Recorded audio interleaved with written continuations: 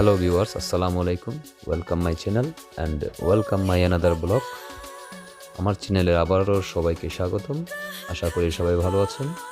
আমিও ভালো আছি, কিন্তু অনেক দিন চুল কাটানো হয়নি, তাই চুল কাটাতে চলে আসলাম কর্নারহাট রাস্তার পশ্চিম পাশে মসজিদ মার্কেট সংলগ্ন দোতলায় হাবিব হেয়ার কাট সেলুন।